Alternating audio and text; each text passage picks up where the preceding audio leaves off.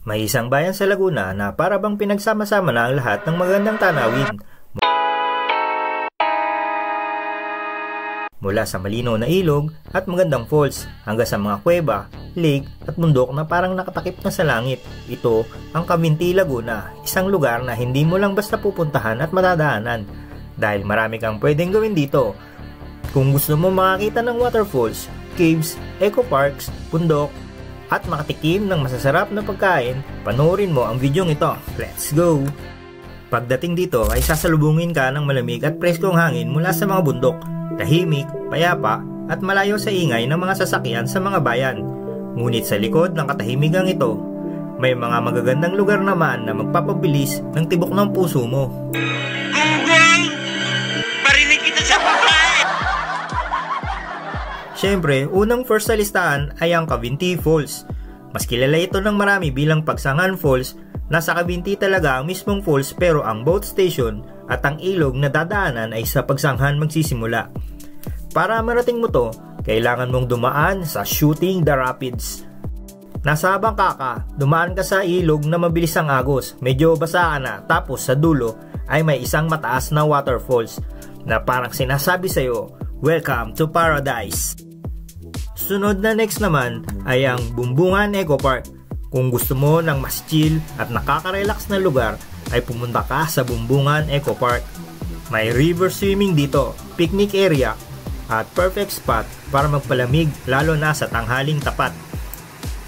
Next stop, Lumot Lake o Sierra Lake. Ito ay isang man-made lake na matatagpuan sa Lumban at Cavinti.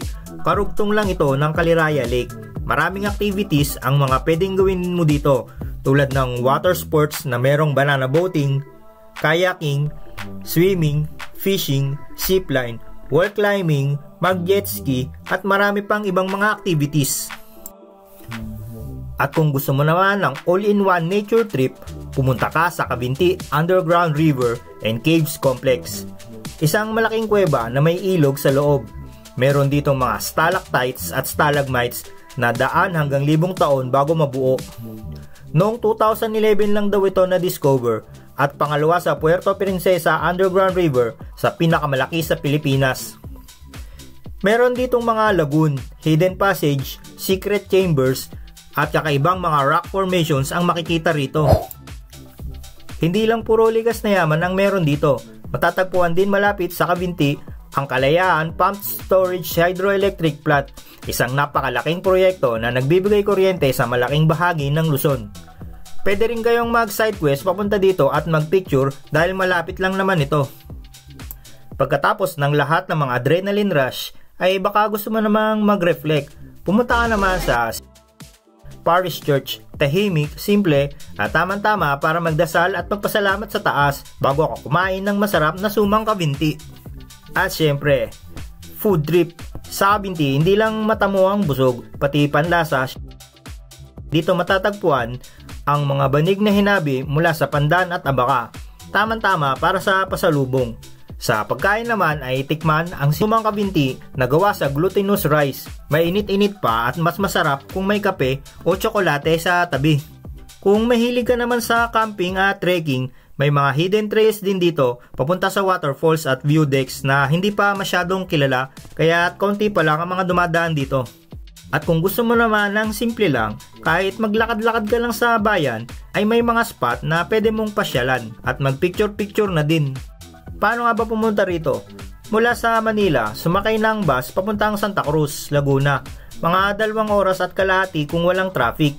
Pagdating doon, sakay ka lang ng jeep o van papuntang Cavinti ng mahigit 1 oras pa. May oras ka pa para mag-power nap bago ang adventure. Sa bawat sulok ng Cavinti, may tanawin at karanasang magpapaalala sa iyo na minsan kailangan mo munang umalis sa ingay ng lungsod para marinig ang himig ng kalikasan. Kung gusto mo pang matuklasan ang iba pang magagandang lugar na kasing ganda ng Cavinti, huwag kalimutang i-like ang video, i-share at mag-subscribe para sa susunod na paglalakbay. Ito ang Cavinti, Laguna, isang paraisong narito lang naghihintay para bisitahin mo.